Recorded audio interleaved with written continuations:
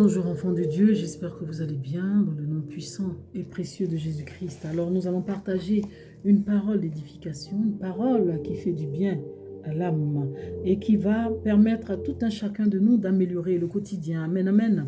Donc nous allons aller ensemble dans le livre de la Genèse, Genèse 2, à partir du verset 18 que nous dit l'Évangile. Il est écrit, Yahweh Dieu dit, il n'est pas bon que l'homme soit seul. Il faut que je lui fasse une aide qui lui soit assortie. Yahweh Dieu modéla encore du sol toutes les bêtes sauvages et les oiseaux du ciel, et les emmena à l'homme pour voir comment celui-ci les appellerait. Chacun devait porter le nom que l'homme lui aurait donné.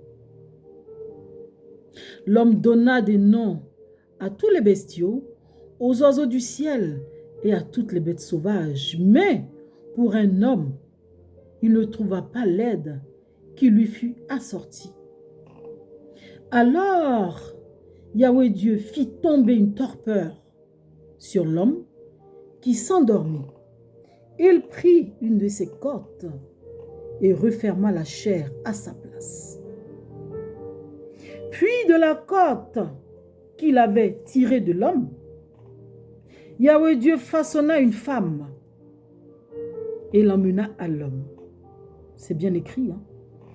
Alors celui-ci s'écria, pour le coup, c'est l'os de mes os et la chair de ma chair. C'est l'os de mes os et la chair de ma chair.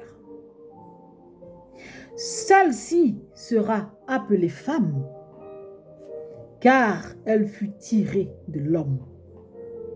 Celle-ci. C'est pourquoi l'homme quittera son père et sa mère. L'homme quitte son père et sa mère, s'attache à sa femme, et ils deviennent une seule chair. Amen, enfants de Dieu. Donc, on comprend que le mariage est une institution divine. Et ce qu'il faut savoir, enfants de Dieu, c'est que quand on est dans l'obéissance de la parole de Dieu et qu'on attend le timing divin, tu peux être endormi sans même avoir rencontré ton âme sœur. Dieu te montre son visage parce qu'il prépare la rencontre. Donc, il va te montrer le visage de ta bien-aimée.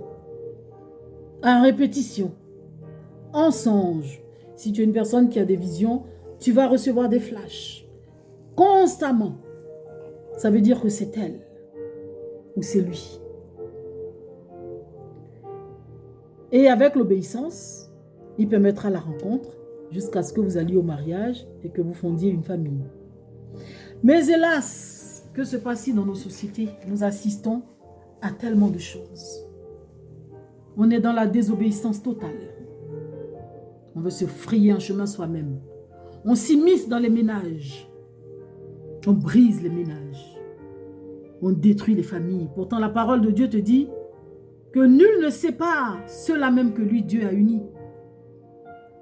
On s'immisce, on détruit. On veut se frayer un chemin. Quand on regarde la vie de l'autre, il n'est pas question que la mienne ne soit pas pareille. Elle ne peut pas l'avoir à elle seule.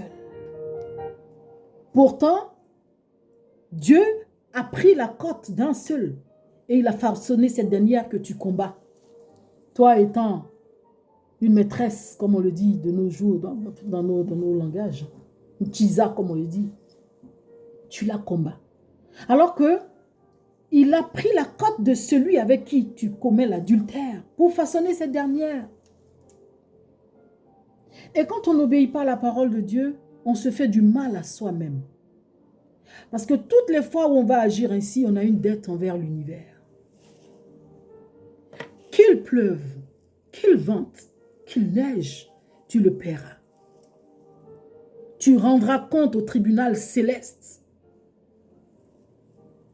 Parce que tu t'es immiscé dans une alliance que Dieu a sacrée. Voilà comment beaucoup de personnes qui se donnent à ce genre de pratique, vous allez voir que quand ces personnes-là atteignent, que ce soit homme ou femme, hein, 40, 50 ans, plus rien ne va. Leur vie est corsée, c'est dur. Il y en a qui finissent vieilles filles, vieux garçons, parce qu'ils ont brisé des ménages. Parce qu'ils ont été dans la désobéissance. Ils n'ont pas voulu attendre le timing divin. Et enfant de Dieu, sache que tout le monde n'est pas pareil. On n'est pas né avec les mêmes essences. Chacun de nous a son essence. Regardez les animaux que nous voyons. Ils sont différents. Tous différents. C'est vrai, nous avons tous des corps, on va le dire, mais on n'a pas les mêmes essences.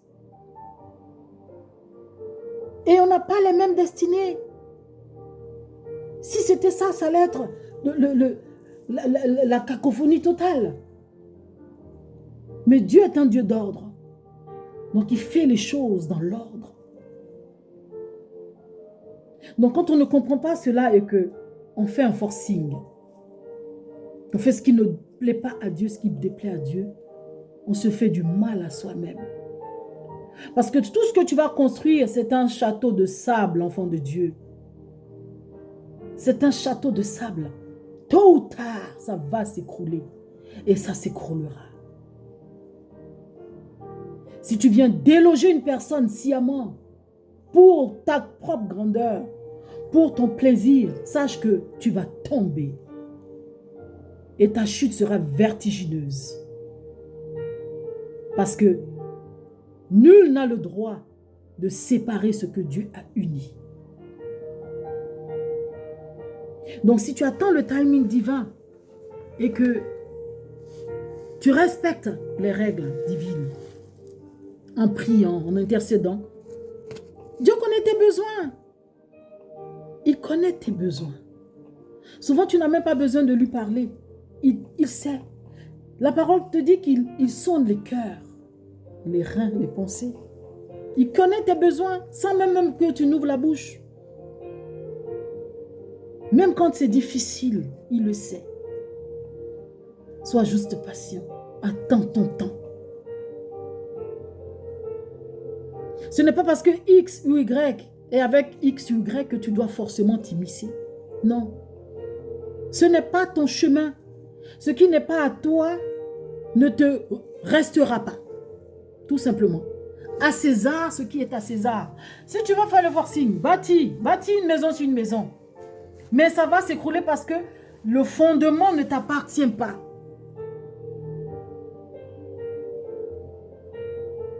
Et tu verras qu'il n'y a pas de paix. Là où tu fais le forcing pour entrer, pour pouvoir trouver tes marques et tout, tu n'auras jamais la paix parce que ce n'était pas destiné. Donc ce qui n'était pas destiné ne te reste pas. Ce sont des règles divines. Qu'on le veuille ou pas, qu'il pleuve, qu'il vente, qu'il neige, c'est comme ça. Donc pourquoi se faire souffrir? Moi j'appelle ça se faire souffrir.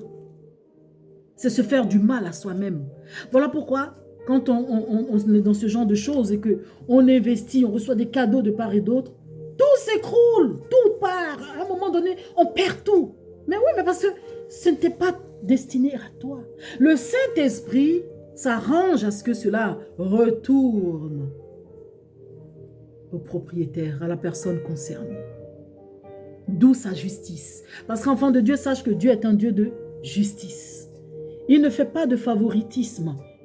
Il est un Dieu de justice. Donc si tu es dans ce genre de choses, sors, tout simplement. Sors, répands-toi et demande à Dieu d'agir en ta faveur. Demande à Dieu de t'emmener l'homme ou la femme de ta vie. Il te le montrera. Tu peux être à l'autre bout du monde. Tu rêveras de cette personne-là. Tu verras son visage avec insistance. C'est elle. C'est lui. Voilà pourquoi des gens font des foyers et tout, plein d'enfants. Pas de joie. C'est le train-train quotidien. Mais parce que ce n'est pas ta flamme jumelle. Quand c'est ta flamme jumelle, l'amour est... C'est le bonheur parfait. Et ton Dieu te dit que ce qu'il te donne n'est suivi d'aucun chagrin. Mais là où il y a du chagrin, là où il y a la lenteur, là où il y a l'angoisse, ça ne vient pas de lui. Sache l'enfant de Dieu. Donc c'est cette parole-là que je voulais partager avec tout un chacun. À moi-même, ça fait du bien, ça m'édifie. Ça me permet aussi d'attendre le timing divin, d'obéir à sa parole et de pouvoir aussi partager ce que je comprends avec vous. Que Dieu vous garde. Shalom.